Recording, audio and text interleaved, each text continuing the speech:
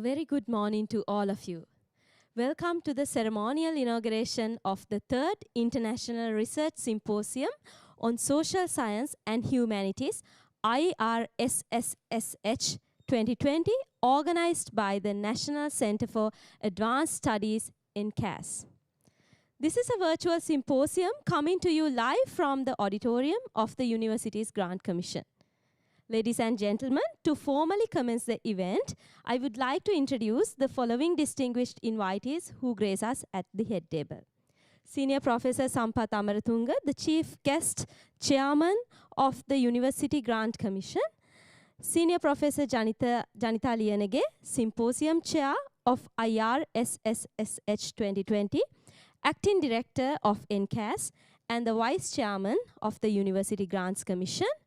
Senior Professor H.D. Karunaratne, Symposium Co-Chair of IRSSSH 2020 and Visiting Research Fellow at NCAS. Thank you very much. Once again, a warm welcome to the ceremonial inauguration of the 3rd International Research Symposium on Social Science and Humanities 2020. NCAS is a pioneer institute that provide, through funding and other assistance, the opportunity for academics to engage with their research and to draw new insights. One such milestone of NCAS is the International Symposium on Social Sciences and Humanities, which is held for the 3rd consecutive year this time. The symposium provides an excellent opportunity for practitioners, academics, policymakers and researchers to share their experiences and expertise through their presentation of high-quality research. The theme of this year's symposium is Advances in Social Sciences, Challenges and Opportunities. First and foremost, to welcome all our distinguished guests, let me call upon co-chairperson of the symposium, Senior Professor H.D. Karunaratne.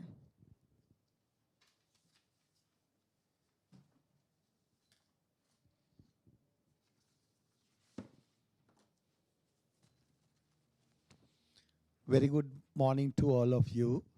Today, we are inaugurating a 3rd International Research Symposium on Social Sciences and Humanities, IRSSH 2020, Advances in Social Sciences and Humanities, Challenges and Opportunities. Welcome to the inauguration ceremony. First, Senior Professor Sampath Amarathunga, Chairman of UGC, as the chief guest of today's event. And we have guest of honor, Senior Professor Janita Liyanage, Vice Chairman of UGC and Acting Director of NCAS. All other distinguished invitees, track chairs, session chairs, keynote speaker, paper presenters, welcome to the conference today. I think this is a landmark conference at NCA's 3rd international conference. 2 of our keynote speakers joining from UK today. There were some papers also from all over the world. We got more than 300 research papers, and we finally we accepted and published today as the proceedings 100 research papers on social sciences and humanities. So I think it is great success from last August. Our wheel started in last August throughout this period. Even this COVID impact was on our organizing activities. Actually, our keynote speaker today is speaking on impact of COVID-19 on research activities of social sciences and humanities. So which is very valid point today. The biggest challenge ever we are facing today is COVID-19. I hope that how we overcome this challenge through the social sciences and humanities is very vital for researchers in this area. So in that context, we have organized 3 tracks and many sessions today and tomorrow throughout the day. So for particularly this conference, I should thank particularly Senior Professor Sampath Amaratunga coming as joining us with as a UGC chairman. Because we know that mainly the chairman of the UGC running with very busy schedule, but despite his other work, I should thank for him, and also Professor Janita Lienege as well. So I don't want to take much time. I would like to congratulate all presenters, and I should thank for all conference chairs, track chairs, as well as other conference organizers and the committee members. Thank you very much for participating for today's conference.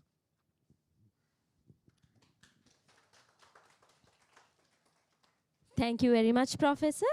Now I would like to cordially invite Senior Professor Sampath Amaratunga, the chief guest for today's event, Chairman, Universities Grant Commission, to address the gathering.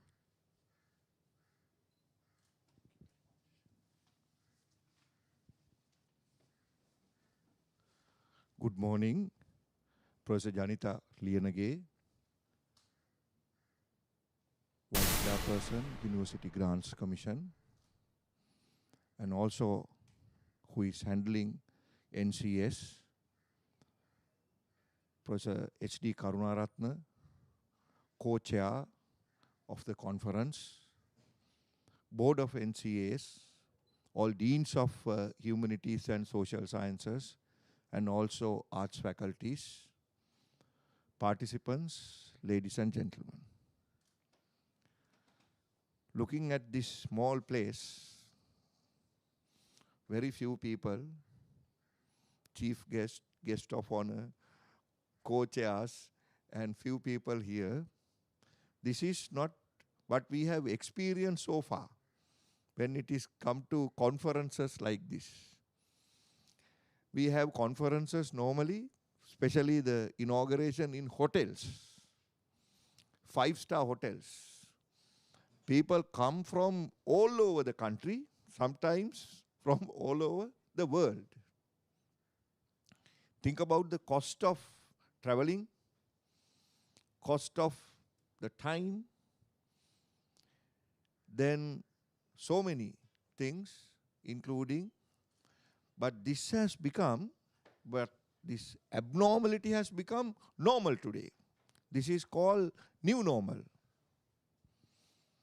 So in a way, this is good actually. And a lot of participants are there, maybe 99% working from home, and publication is not quality-wise, we cannot undermine the high quality. So we are maintaining the quality as well. So maybe this technology-driven higher education system is good. And this is, we have found this as a remedy for inefficiency maybe. Arts faculties, we cannot undermine in this country.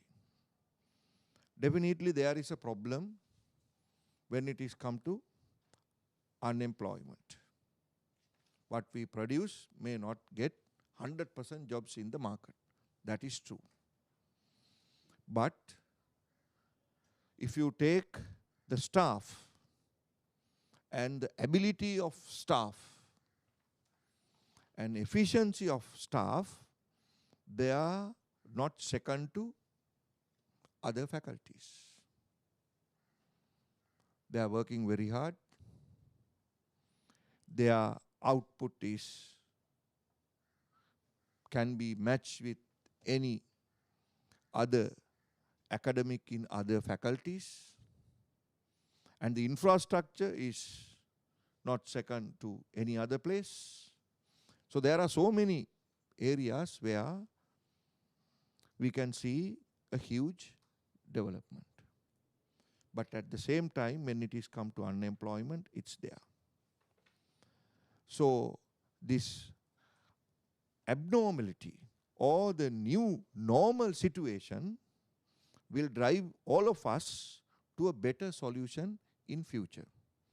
All our students now come online. They never miss classes.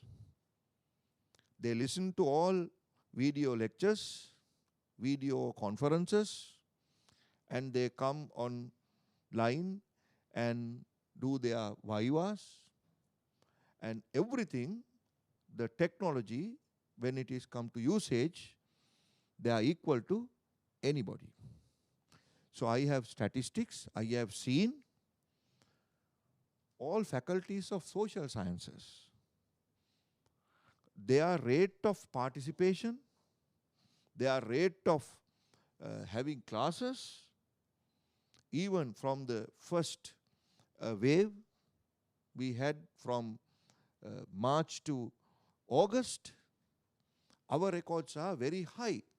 Sometimes arts faculties have done, technology-wise, better than engineering. So we have records. So I think this is, in a way, naturally we are driving in a path where we can equal other variables as well with other faculties. So thank you so much. With this environment, Professor Karu, I know how much you have devoted. Thank you very much. Having all other work at the UGC, Professor Janita is going all the time to NCS to look after that place as well. Thank you so much. And without undermining our social science research, so we have materialized today's conference, and long way to go. And we are very soon we are going to issue the Professor Circular as well, maybe within at least 2 months' time.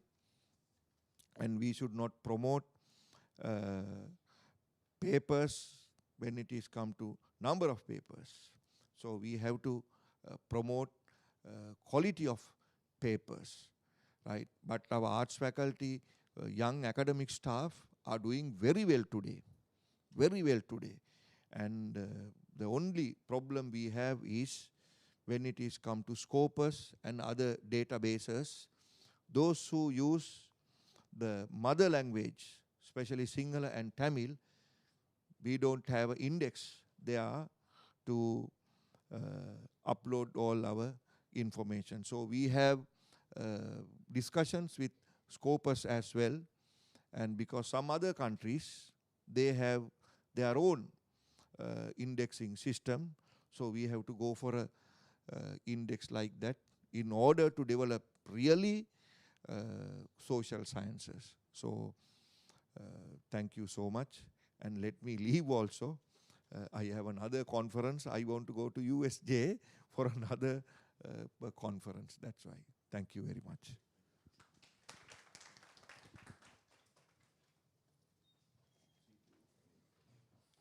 Thank you, Professor. Adapting to the new normal and getting help with the technology, we are also coming live from the UGC auditorium. Now, I would like to invite Senior Professor Janita Liyanage, Guest of Honor, Symposium Chair, Acting Director of NKAS, and the Vice Chairman, University Grant Commission, to address the gathering.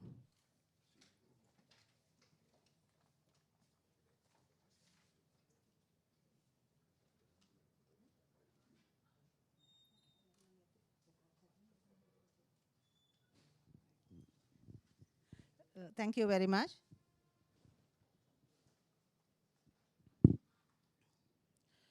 Senior Professor H.D. Karunaratne, the visiting research fellow and the chair of the symposium. Keynote speaker, Professor Siri Hettige, and plenary speakers. The council members of NCAS, researchers, participants, and all the reviewers and the organizing committee members. Actually, it gives me a great pleasure to address you at this moment at the third International Symposium on Social Sciences and Humanities 2020 with the theme of Advances in Social Sciences and Humanities, Challenges and Opportunities. And this will be held today and tomorrow at the auditorium we are going to start, but this will continue these 2 days. Actually, when we started organizing this, it was a great challenge. And we had to wait until the situation, we had to look at the situation, what will happen, and we had to book several places, but finally we had to do it in this way. Anyway, though it is a challenge, we did not stop this one. We wanted to somehow do it in the new normal situation. So we had to restrict the participants, but you all are connected online. So anyway, while thanking and welcoming you all, we have to adapt to the situation. So anyway, I congratulate the organizing committee for organizing this.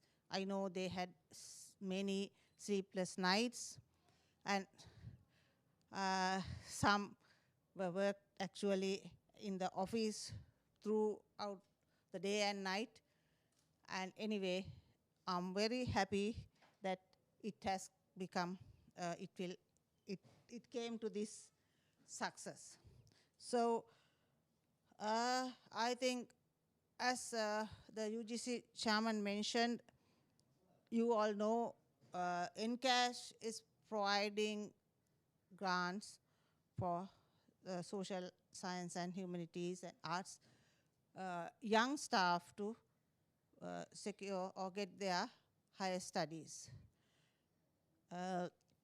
Anyway, we want to increase and we want to streamline it some more. But the thing is, we want them to upgrade their knowledge and come back to the country and serve the country, because we want to have same standards and everything similar in all areas of the education systems. So we provide grants, and I think most of the papers, researchers who are beneficiaries of this grant scheme.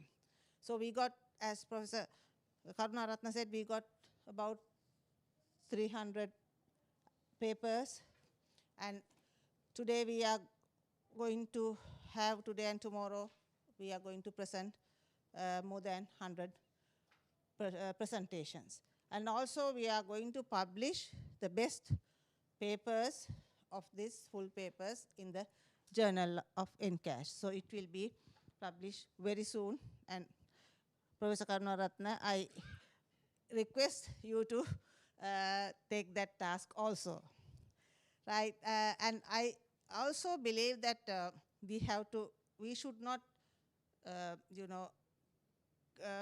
be in one area. We have to have multidisciplinary approach in the research. That is how we can proceed and how we can use your knowledge and the others' knowledge to the development of this country. So I invite all the researchers to get into that platform and combining this, your research. I know as a scientist how the social sciences and humanities research is important in science and environment research. So I request you all to get together and make collaborations with the other areas and make your knowledge, use your knowledge and research findings to the development of this country. So at this onset, I actually once again congratulate all the organizing committee members, reviewers, researchers, and everybody. And I wish you all and hope this will be a very fruitful symposium in these 2 days. So wish you all a good day.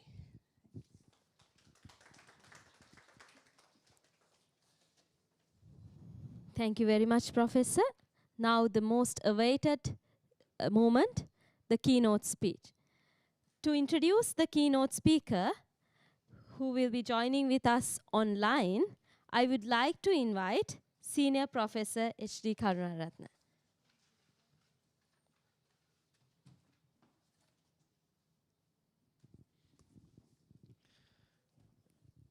I think in the speech of our chief guest, Senior Professor Sampath Amaratunga, mentioned that not only quantity, quality is also matter for research. By going that footsteps, we conduct this online conference today because we selected an eminent scholar and researcher in the line of social sciences in Sri Lanka. So today our keynote speaker is Emeritus Professor Siri Hettige, one of the best social science researchers in Sri Lanka.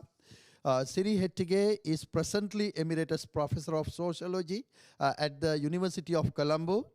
Earlier, he held the positions of Senior Professor and Chair of Sociology, Senior Student Counselor, Dean, Faculty of Arts, Director, Social Policy Analysis and Research Center at the University of Colombo. Beside his substantive positions held in University of Colombo, he held visiting appointments several other Sri Lankan universities.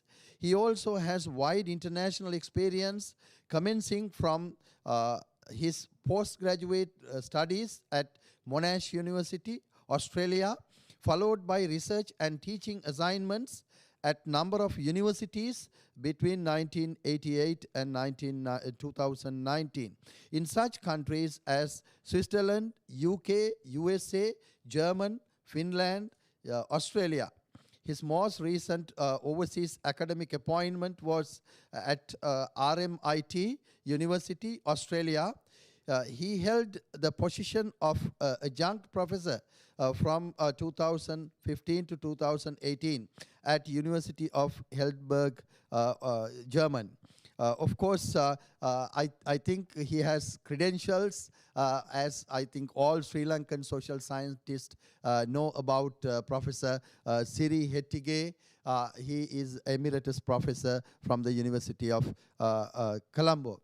And by going with our theme today, the challenges and opportunities, he agreed to speak on impact of COVID-19 on the social sciences and humanities researchers, and it will be great help for all researchers in this discipline.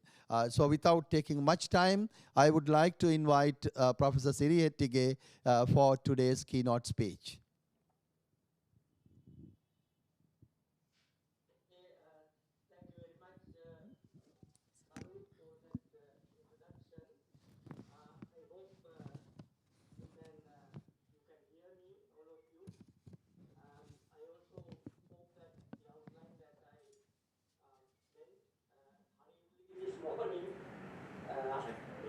I don't know, about 3 weeks ago, can be displayed so that it can be a guide for my presentation. In fact, this is a very hurriedly put together presentation presentation that I'm making this morning. But on the other hand, what we are doing is always ongoing, like finality.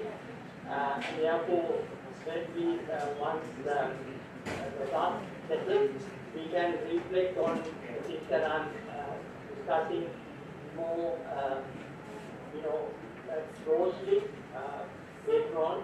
But for the moment, I will remain, very much focused on this very basic outline that I have calculated. I also want to make an introductory remark. It is very important, it is really heartening for me to make this brief presentation today at the conference organized by the center. I really want to mention that I was very, very enthusiastic when this center was considered. In fact, I had a personal hand in this. I worked very closely with Professor Senatha, and I'm really pleased that it is doing very well and that it has become what I in fact wanted, I in fact felt that it should be, and that is a national focal point for the social sciences and the humanities. What I feel is that we have so many universities now, not like when we started as undergraduate. Therefore, we have universities in different parts of the country, and it is absolutely necessary that we have a focal point, and that is why this sector has become so critical. And I'm also very pleased to see so many academics, young academics from different universities presenting papers at this conference. Now let me turn to my presentation. As you can see, the theme is very much on COVID-19 pandemic. Now here, we all know that it's an unprecedented health crisis, but this health crisis has very wide-ranging ramifications in terms of the economy, in terms of society, in terms of individual lives, their psychological well-being, and also, of course, culture. Not to mention, various other environmental factor considerations that we have to focus attention on. Now, the point that I want to make here is that we are at a critical juncture, not just in Sri Lanka, but the whole world. We are at a critical juncture. In other words, we are, basically in between two different worlds. The world that we are living in today is the world dominated by the pandemic. But we have to remember that this is not the world that existed prior to January 2020. It was the pre-COVID world, and that was functioning quite efficiently, smoothly, and people were very enthusiastic about that world, and everybody was trying their best to make use of the opportunities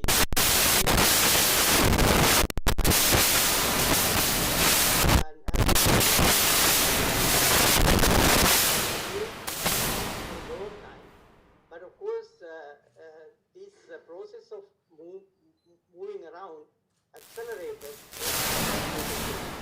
and we can see so many people, Sri Lankans, living in overseas, living in foreign countries.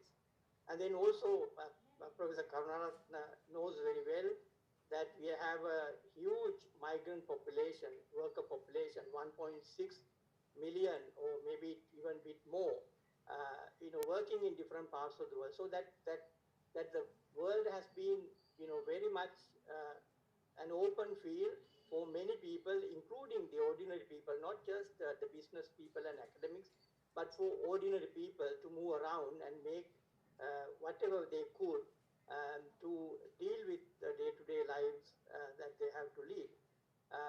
so that world, is behind, right now it's behind us because it is not functioning in the way that it was structured until the pandemic commenced in early 2020. I don't have to tell you very much about it. You are all familiar with the situation that emerged after the pandemic. As you can see, most of the things that people were doing cannot be done anymore at any level, whether it's on a global level or regional level, national level, even at a community level.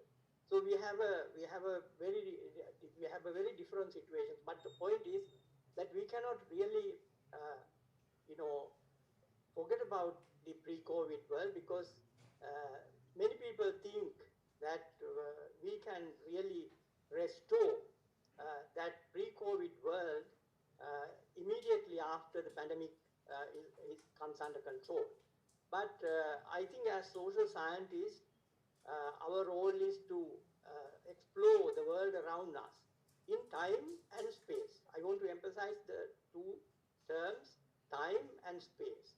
We are not looking at things, here and now. We have been looking at things over time.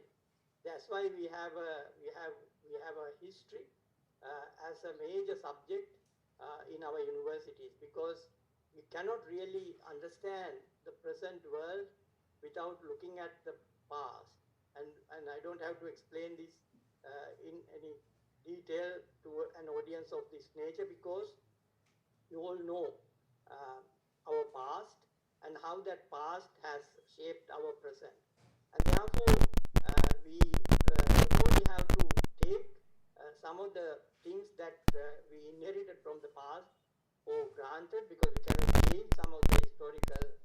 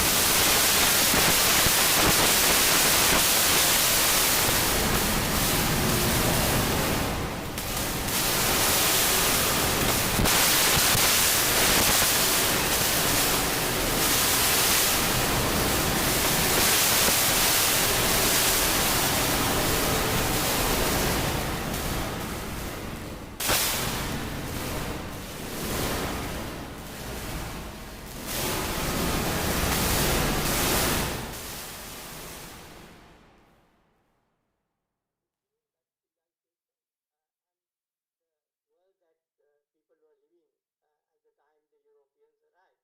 So in other words, that civilization collapsed. And of course, there is a major publication on this collapse of Rajarata civilization.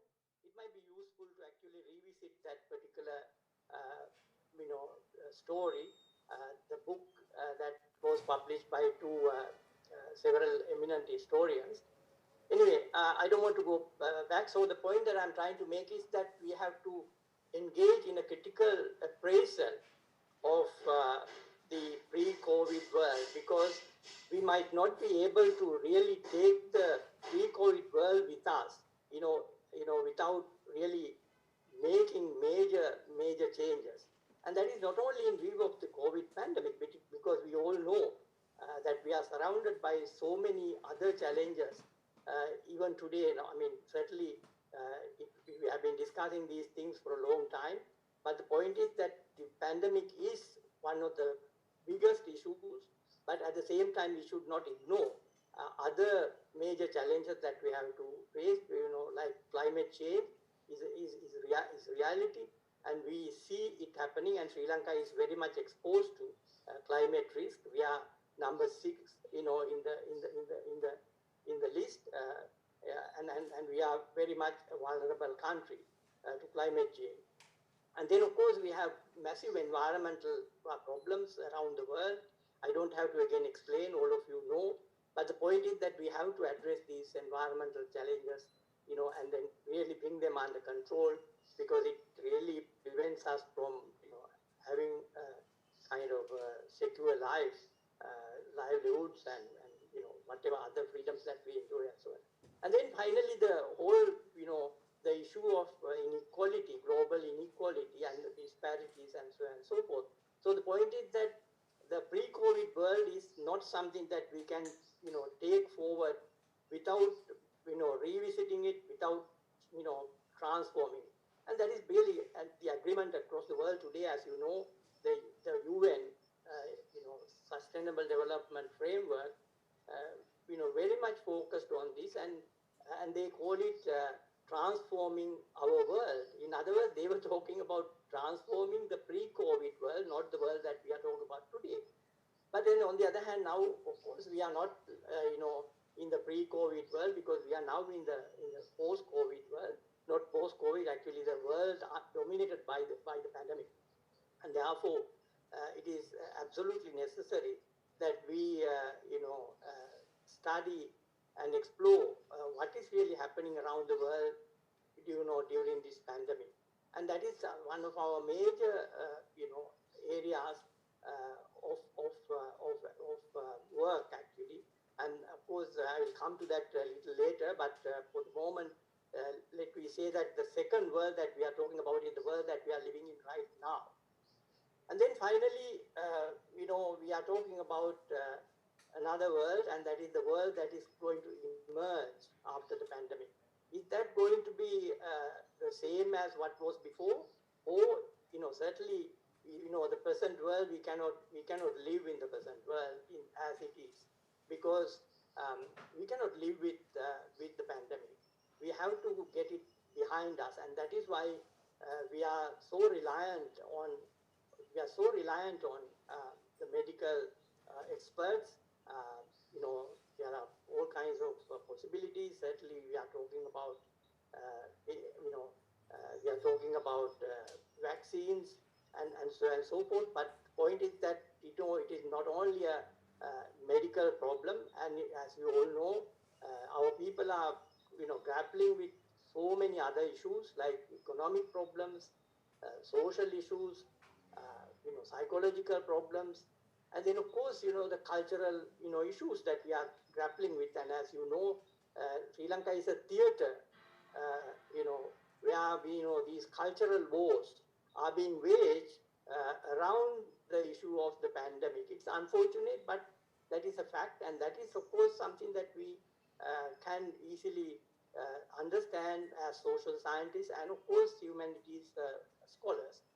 Now, I want to also talk about a little bit about the world that is going to sort of emerge, and of course it will not be a carbon copy of what we had seen before the pandemic, because the pre-COVID world became so vulnerable to this pandemic. And of course, we cannot rule out another, virus emerging and spreading across the world, because, that is the trend that has been. And of course, we cannot say that that trend will not continue. In other words, when this virus came, nobody knew about that particular strain, and therefore they had to study it, and then they had to, adjust behavior of people to really, deal with that major challenge. And then, of course, it is not a matter of living with it, it's a matter of getting it out of our way so that we could really get back to the life that human beings deserve to live. And that is a normal life, in a social, cultural, and various other settings. And therefore, we are very much looking forward to having some kind of normalcy restored so that the people can get on with their lives. And otherwise, it will be a major problem. Now, the question is, how to understand the vulnerabilities. Now, we know that the pre-COVID world was vulnerable. to this pandemic, and that is why the whole world, is in disarray at the moment, because the way we were organized before the pandemic was not really conducive for resilience, conducive for life, on Earth in the way that we got accustomed to living. So therefore, it is very important that we really revisit the pre-COVID world and ask, what kind of changes that we really need to. And I think we have enough ideas around the world, and I already alluded to it. Actually, we cannot live in the way that we have been living, and I think this is where the social scientists and human science scholars have a very major role to play. I think when it comes to the role of the social scientists and humanities scholars, they are very, very important, because they provide the evidence that is necessary for us to deal with problems that we are confronted with at any time in any place. So the research that different social scientists do has been very much important, has been very much instrumental in bringing about change. Now, the point that I'm trying to make here is that the pre-COVID world was not a uniform world. It was an unequal world, and societies were very different. Societies were organized very differently. Of course, human societies have been changing over time, but then when you look at the situation that prevailed before the pandemic erupted, it was not a uniform world. It was a globalized world, but on the other hand, it was also a world characterized by so much inequality and so many disparities and so on and so forth. And you can see societies have responded to this pandemic in very different ways. And I don't have to tell you, you only have to go to the website, to go to Worldometer website, and that will give you the situation in each and every country and a snapshot, and that you will see the differences across the world. So in other words, the pandemic was common to everyone. I mean, we are all affected by the pandemic, and the virus is around us. The virus is around us, wherever we are.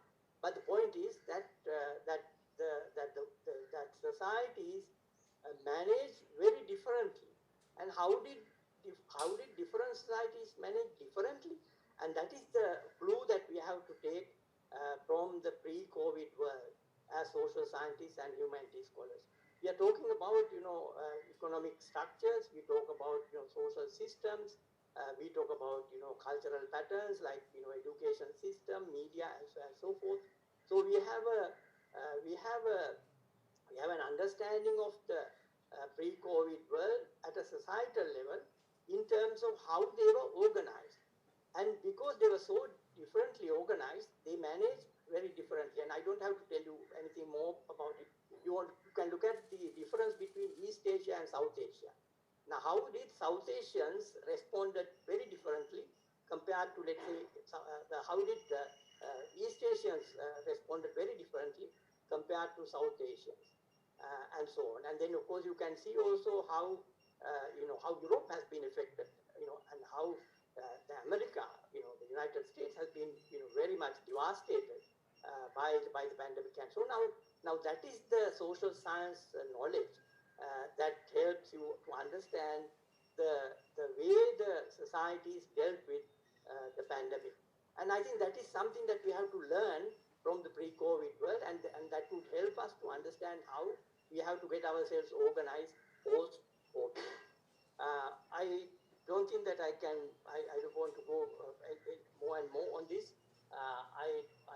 Since I'm halfway through in my kind of presentation, let me see how I could really look at the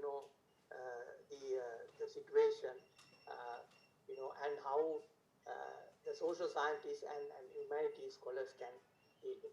And of course, social sciences are very different, and and we deal with different aspects of society. economists, they naturally look at the economy and they look at how the economies function and how, how economies can be developed, how economics can be managed and so on and so forth.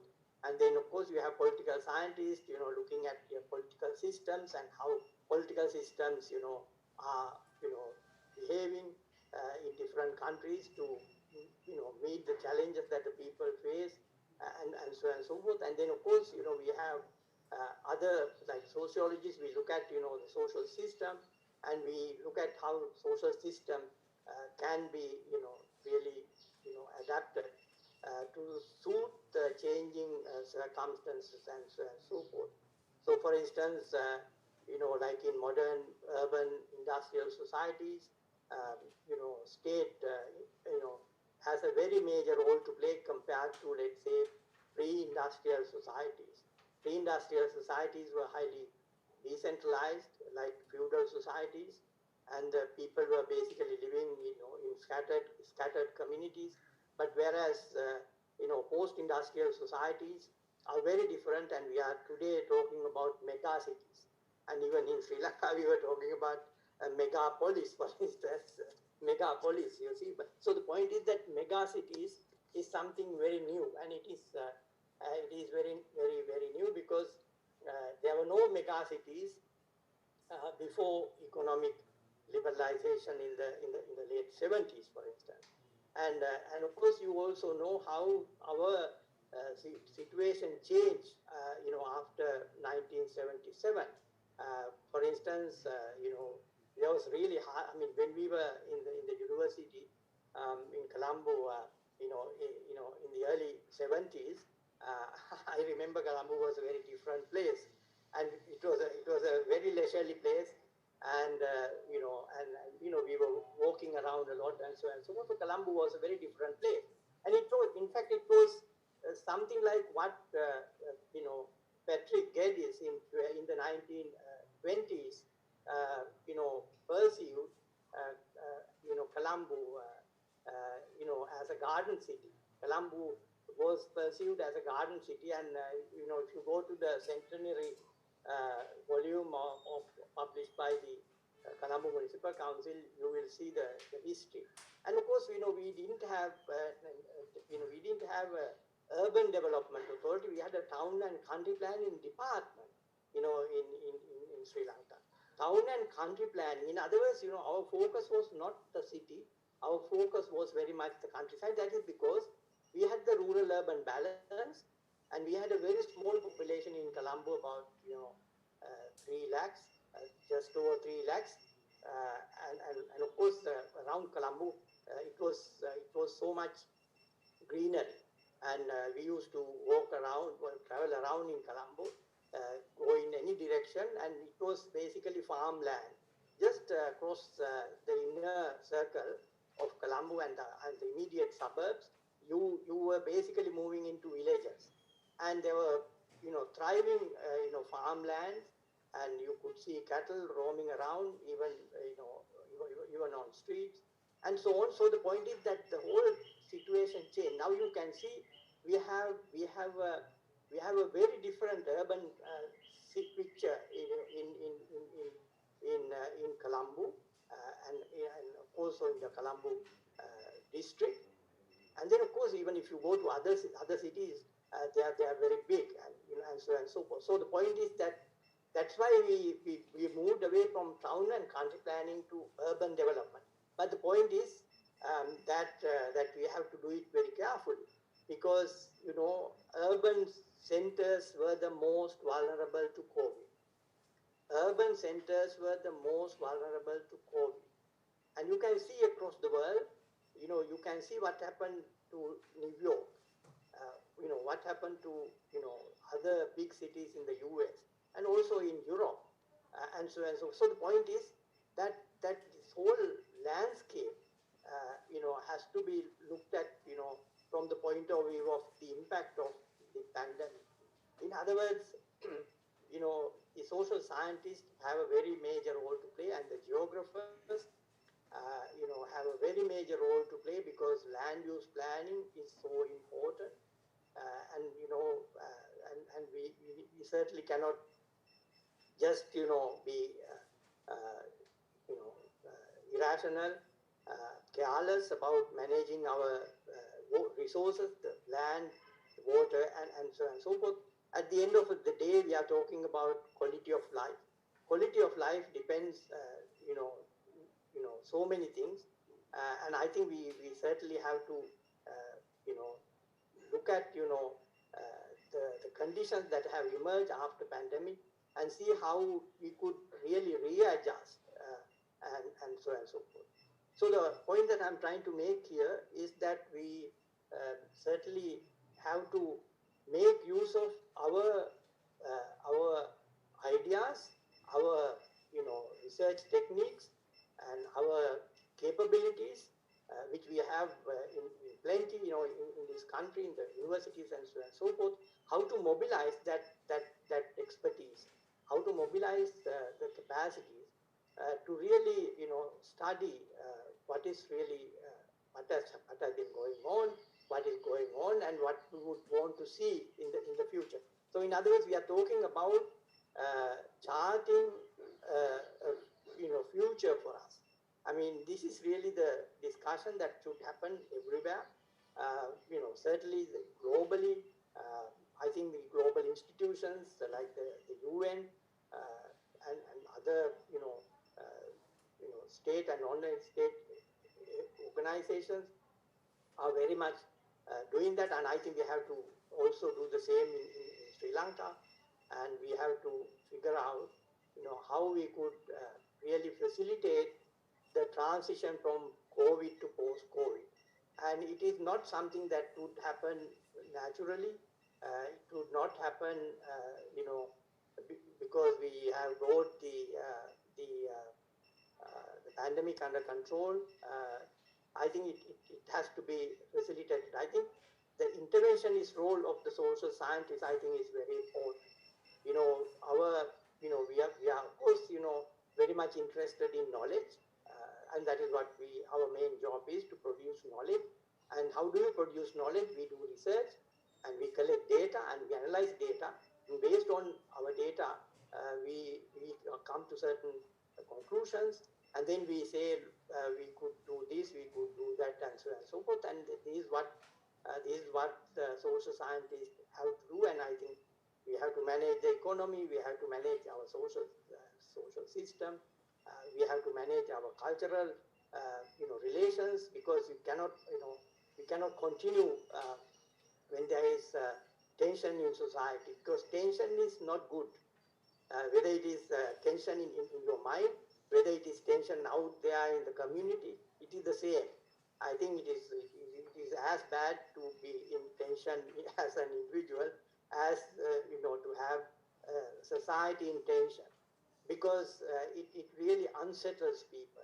It doesn't really give you the space to reflect, space to think, space to really plan, and so on and so forth. And therefore, we have to create the conditions under which individuals will function fully, and then also societies will also function fully.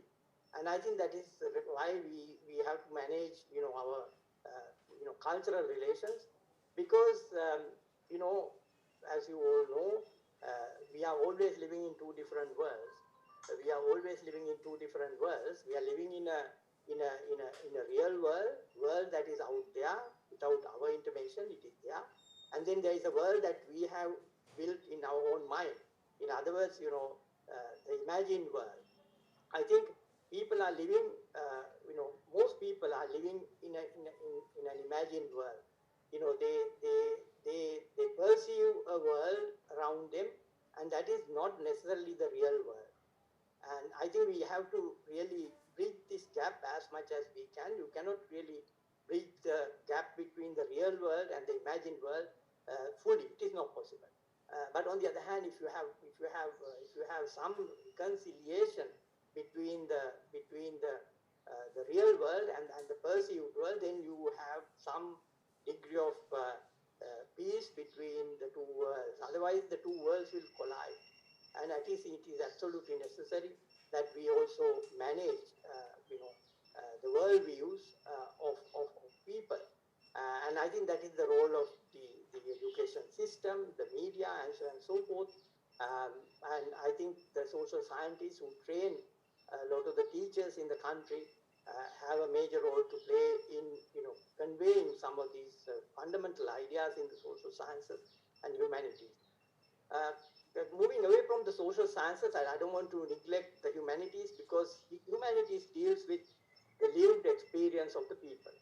I mean, we enjoy the things that the humanities people produce. We like their drama, we like their novels, we like their poems. We like the various symbolic things that they produce, and actually we enjoy reading a lot of the fiction, as children, because they really gave us some understanding of what's really going on. But on the other hand, you cannot live in a fictitious world. We have to move into the real world, and that is when the other sciences come in. That's why we have a very vibrant school curriculum. We not only teach literature, we not only teach drama, we not only teach visual arts and so on. We also teach the social sciences, like curriculum. Unfortunately, we were not able to introduce sociology.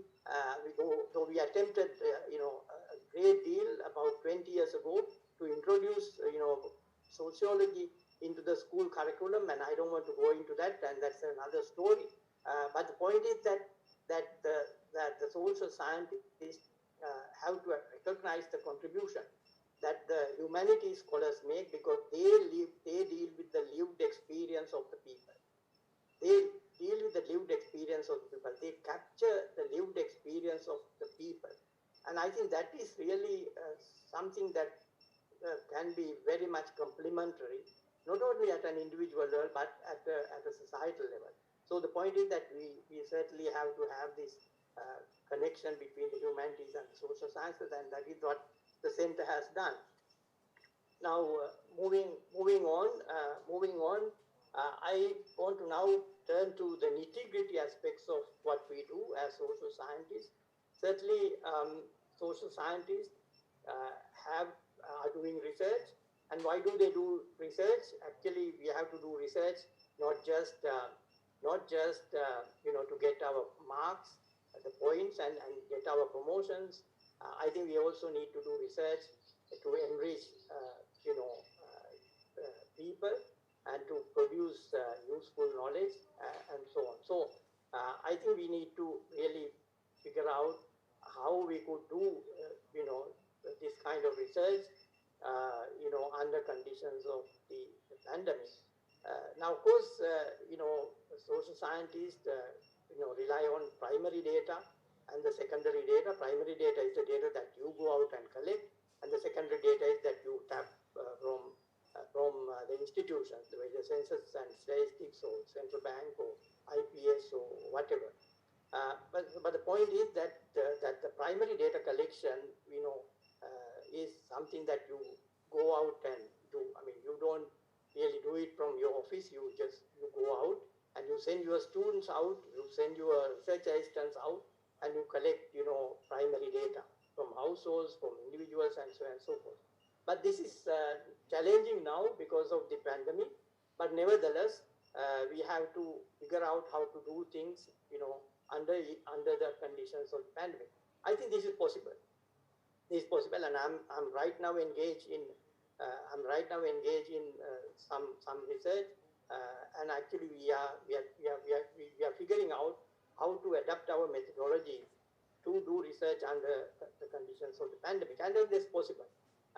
So, for instance, Sri Lanka is very much covered by the telephone. I mean, not like say 40, 50 years ago, when you had only few households having telephones, but now you have the mobile telephone, thanks to researchers, doing research in countries like Korea, and we have all, Samsung mobile telephones in our hands, including the ordinary people who are moving around to make a living on a day-to-day basis. So the point is that the people are connected.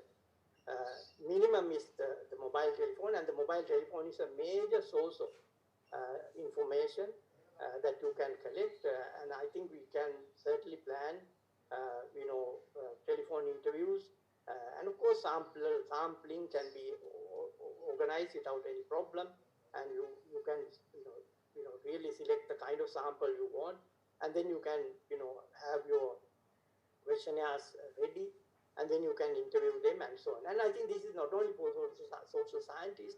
Actually, if you really want to know what is happening in the country today, we have the capacity to do that. We have a very intense administrative system in the country. Very, very well-organized administrative system in the country, going right down to the village level. At the village level, we have several government servants, including the Grama Sevak, and then you have the DS office, and then you have the district office, and so on and so forth. Now, imagine if you get the DS office activated to collect data. You only have to establish let's say a call center, and inform all the households in the country that if you are in this situation, please give a call. And then you have at the other end a number of people sitting behind the telephones, and they can actually take down the details and so on and so forth. And if you want to cross check, you can easily do that because you have the village level officers and so on, so that you can get fairly reliable data base using even the existing administrative structures in the country. In fact, I proposed this at the beginning of the pandemic, but anyway, that didn't happen, but that's a different story again. But the point that I'm trying to make here is that the researchers, we can do it. We can do that. And then, of course, we have online surveys. And, it's very, very easy to do online surveys. In fact, I did one, around July last year, and I basically covered the entire Asia region, by identifying key informants from each one of the Asian countries, and administered a questionnaire on resilience to COVID. Resilience to COVID at a national level. They take Korea, take Thailand, take Vietnam, and so on. So, I mean, we know some of the countries have been resilient. Now, of course, we want to know. We want to know from within that country. We want to get it from the horse's mouth. We can ask, people who are knowledgeable, who have been engaged in, various COVID-related activities, to tell us, how your country became so resilient, how your country became so vulnerable, and so on. So the key informant interviews can be done, and I have done it. I haven't published it yet, but one day I'll do it. But the point that I'm trying to make is that we have a repertoire of instruments that we can use as social scientists to collect data even under conditions of pandemic. Now, if we collect this kind of data, we can do a lot of things with the data. We can certainly analyze the data and write a paper and publish it, and that's very, very legitimate for academics. Though I would certainly go beyond that in my work. In fact, most of my publications are after I became professor of sociology in Colombo.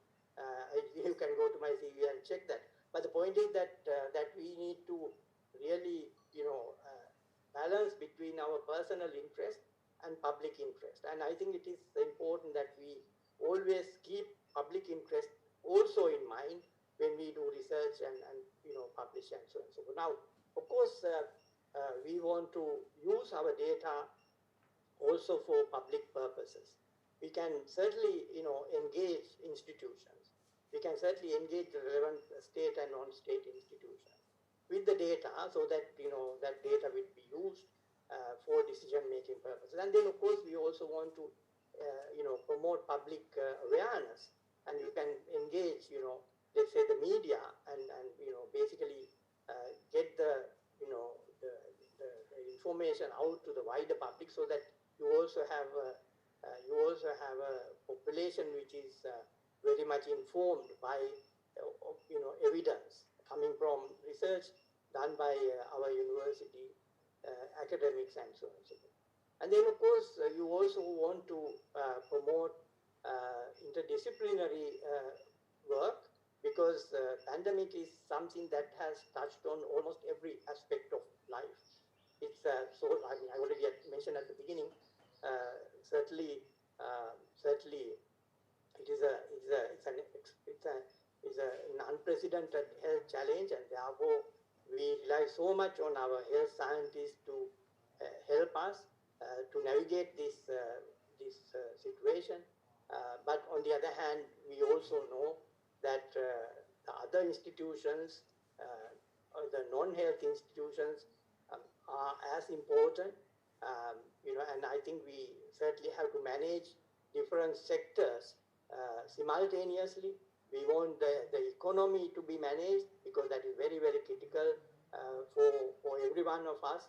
We need to also manage the social situation in the country, social security situation, food security, hunger, and various others. And then, of course, we have huge psychological problems faced by people, and we know that psychological problems have become acute.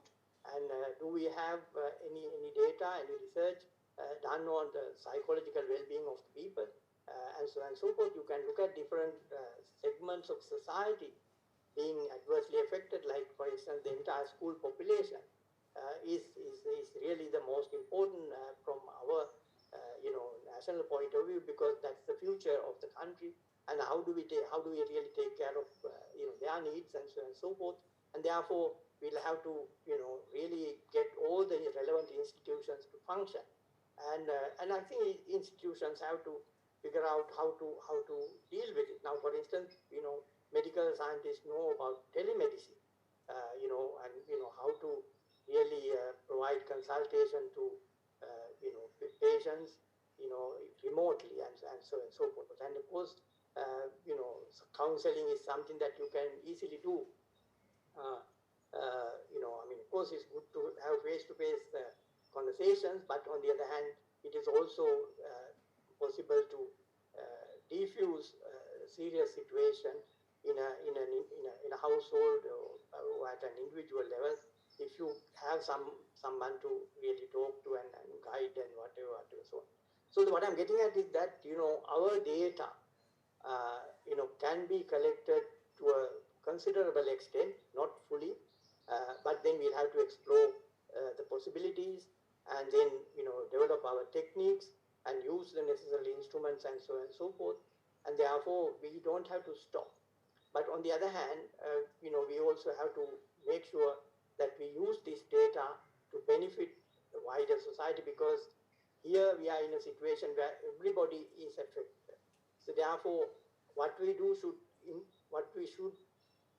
benefit everyone. That is the need of the hour.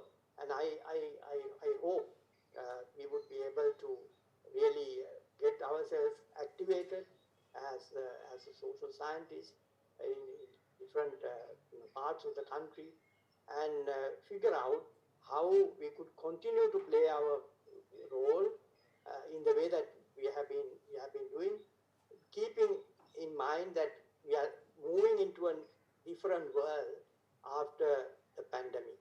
It will never be the same, whether it is at a local level, whether it is at a country level, whether it is at a global level. And therefore, social sciences, I think, have a very critical role to play to understand the world around us, as I already mentioned, in time and space, and then certainly, the world around us today.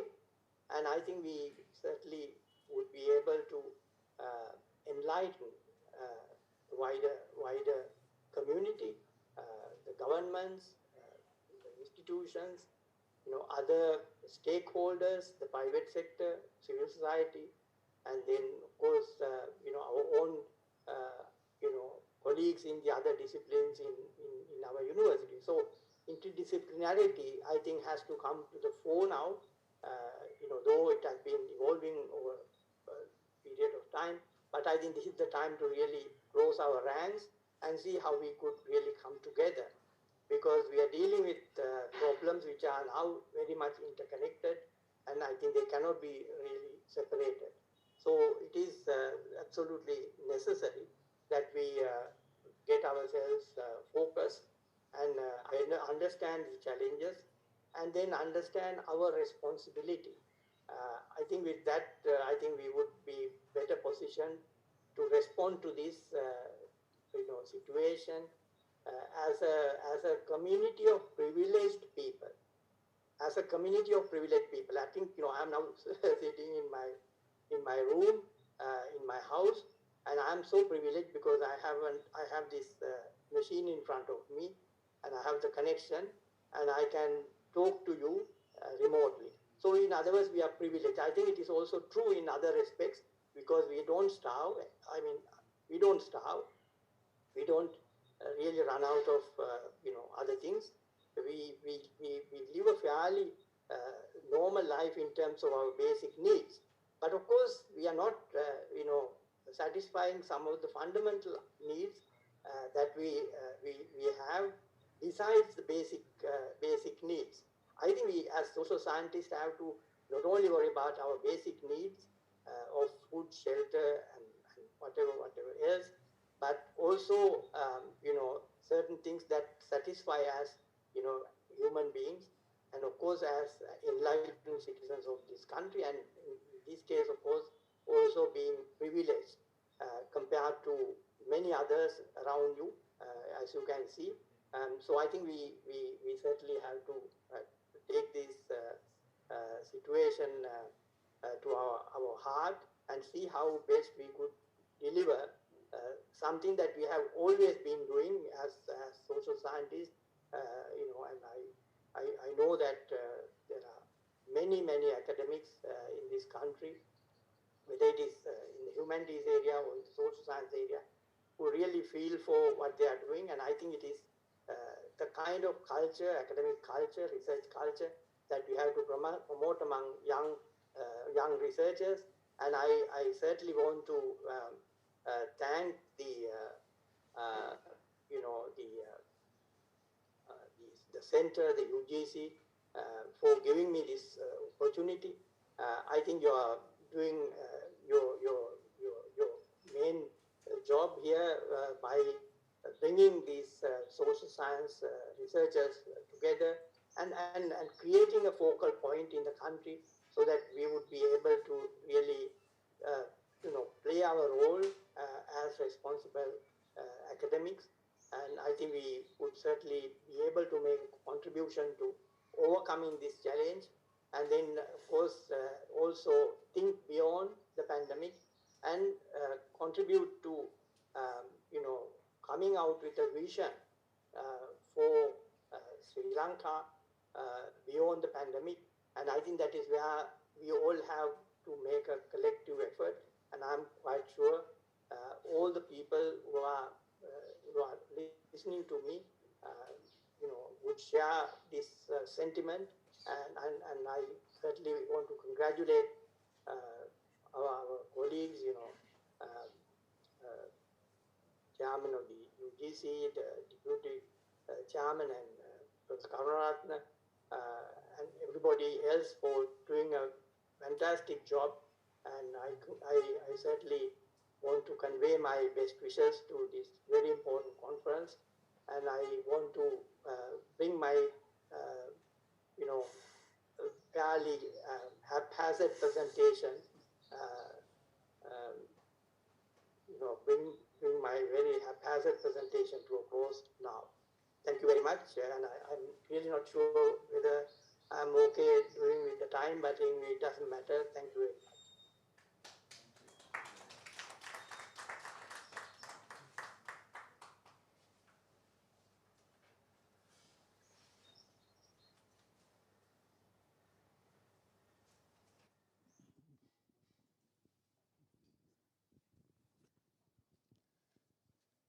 We are now living in two different worlds, pre-COVID world and the world that we are living right now with the pandemic. It is a challenge.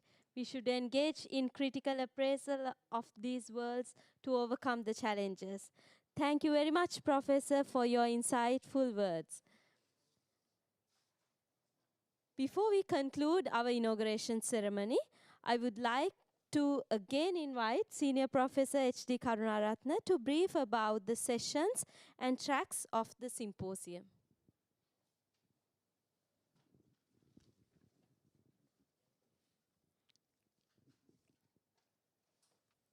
IRSSH 2020 is very important research conference on social sciences in Sri Lanka.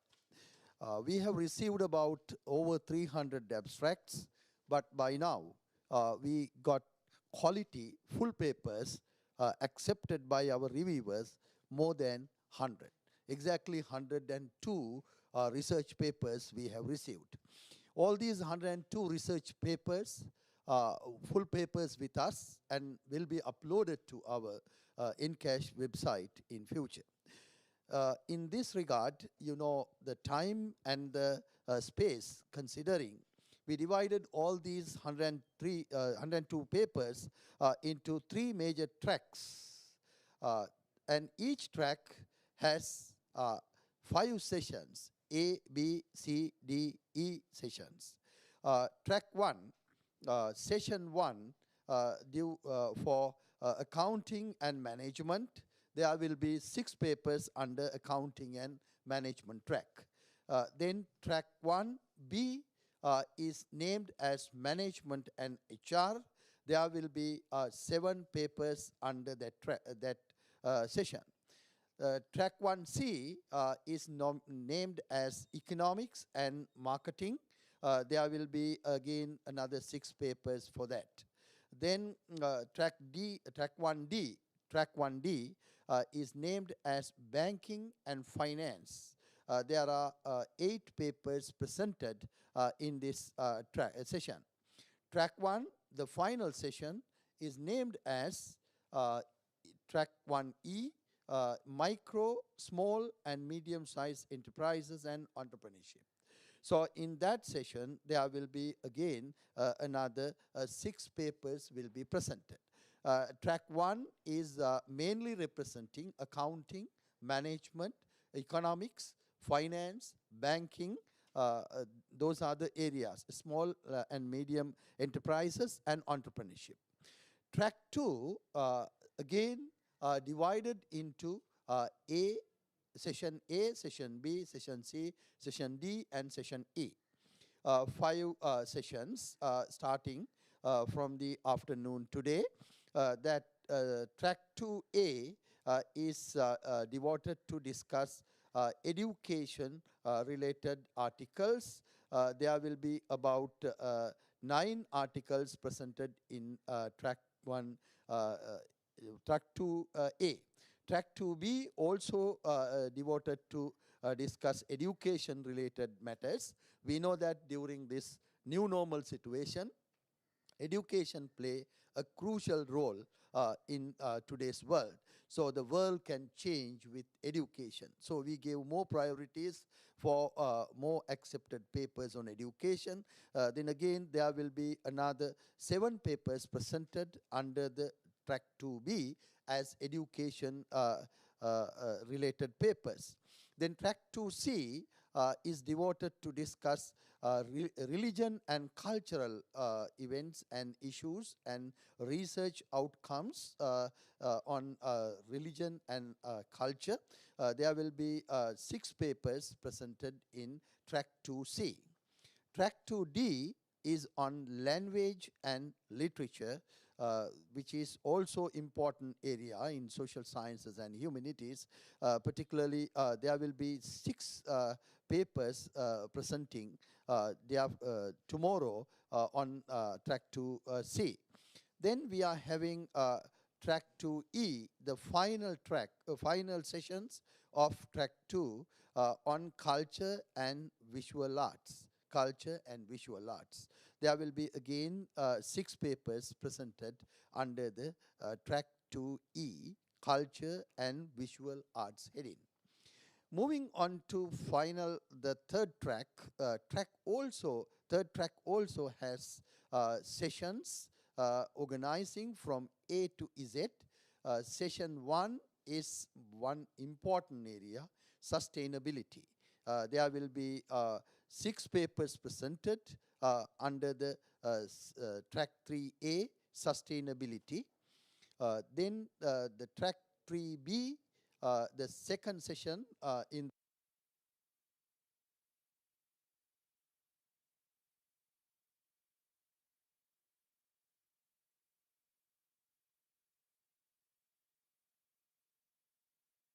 Then going into track 3C, the third session under the track 3, mainly discussing on sociology and psychology related research outcomes. And there will be 6 research papers presenting on that area. Then we are having the third track B on the health and well-being, and E also health and well-being. In this new normal situation under the COVID-19 health crisis, another area we need to discuss is health and well-being. So that is why we have given priority for session D.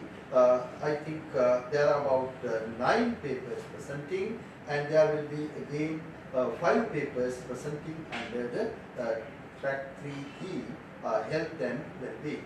So altogether, from today afternoon 1:30 to tomorrow evening, there will be 102 research papers presented in this research conference under 18 sessions. So anyway, the most important thing that we need to understand after this opening ceremony, we are moving to plenary sessions. Each track has 1 plenary session. There are 3 plenary sessions conducted for each session. The first plenary session on the track 1 is conducted by Professor Callum Jayasinghe, Chair Professor in Accounting from the University of Essex, United Kingdom. The second track session, before starting the session A, at 1 o'clock today, there will be plenary session with organizing Emeritus Professor Marin Pereira, the former Dean of Education, University of Colombo, will deliver the plenary speech from 1 to 1:30 under the track 2. And finally, we are having track 3 based on track 3. Today afternoon, there will be a keynote speech delivered by Dr. Kaumali Yanetti from the University of Wolverhampton, United Kingdom. So we can see these views from plenary speakers as from the keynote speaker on the relevant track and relevant sessions. So I hope that this conference has immense contribution to the social sciences and humanity literature in Sri Lanka, because I think even under this NCAS, this is the first time we accepted and published 100 full papers as scholars, the Sri Lankans and others are authored. So therefore, I think this conference will make not only quantity but also quality of the social science and humanities researchers upgrading. So saying that, thank you very much. Please be with us. That this entire session is going on Zoom-based discussions. So I hope that you will be keep it with us. And any issues related to technical issues, you can contact us through the NCAS websites. Thank you.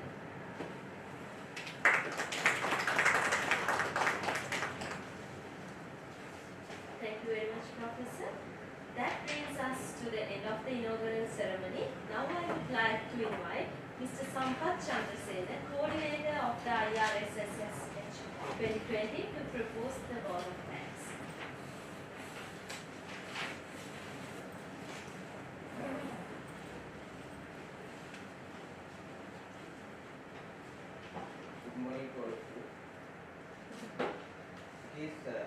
great privilege and honor to have been invited to deliver the vote of thanks in this grand occasion of the third International Research Symposium on Social Sciences and Humanities 2020.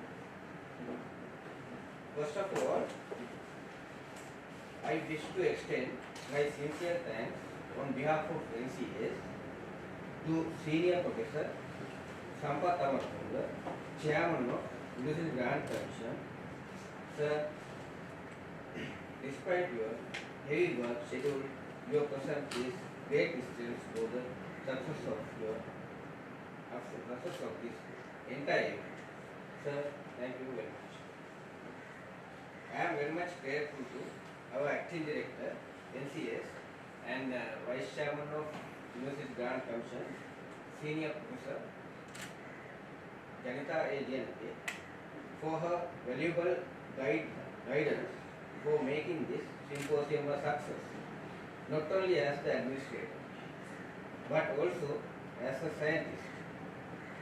Your presence gave great importance for this event. Your advice and encouragement were available all the time for the entire event as the leader of NCS team. Madam, thank you very much for all your advice and guidance. My very special heartiest thanks goes to Senior Professor H.G. Karunaratna, Visiting Research Fellow of NCS, who played the key role in organizing this International Annual Research Symposium. You gave us valuable advice and guidance all the time in each and every activity of this research symposium. The enormous support given day and night in organizing this event, doing each and every work related to the research symposium, was a great strength for this event. Thank you very much, sir, for all that you have done. And on behalf of NCS, I wish to express my sincere thanks and gratitude to keynote speaker, Emeritus Professor Sri Hettige, for accepting our invitation to grace the occasion of the third International Research Symposium. Thank you very much, sir, for your inspirational speech. I wish to thank you all, Council of Region and Council of Management, for their participation online in this symposium, and all the academic staff from universities and officials of other organizations for attending this event. And it is a great pleasure to have you all here online today. I would like to take this opportunity to express our heartiest thanks to the plenary speakers. Prof. Kalum Jayasinghe, University of Essex, United Kingdom; Emeritus Professor Mari E.S. Pereira, former Dean, Faculty of Education, University of Colombo; and Dr. Komali Genetti, University of Wolverhampton, United Kingdom, and University of Melbourne, Australia. My heartfelt thanks goes to all members of organizing committee who supported day and night.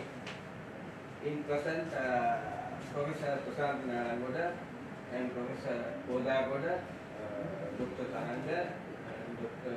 Puli, and Dr. Kishani, and Dr. Rajaduri, and Dr. Sagara, and Dr. Janita, and Dr. Kaumal present here, and all non-presented organizing committee were with us by meeting at NCS and also virtually discuss and plan the symposium. My sincere gratitude is also extended to all the track chairs, session chairs, discussants, reviewers, and editors. Despite their very busy academic work schedule, many senior academics engage in technical activities related to this symposium and contributed by chair in the session.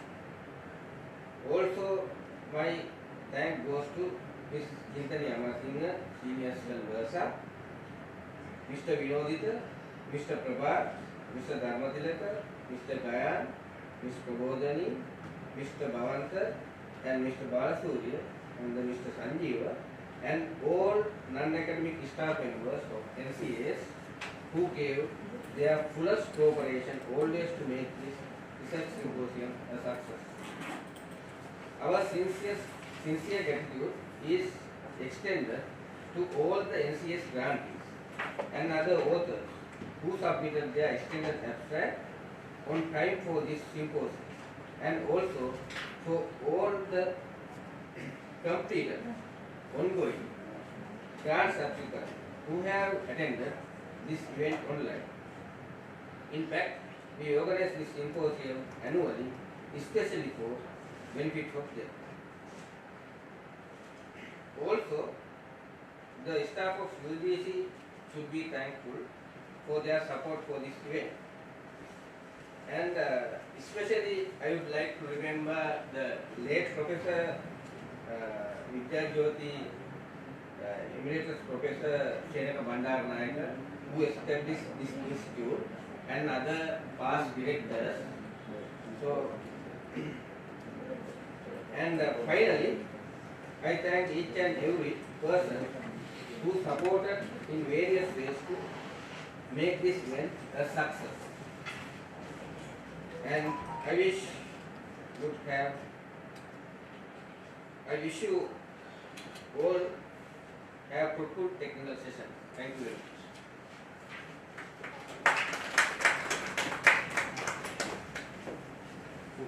Thank you very much.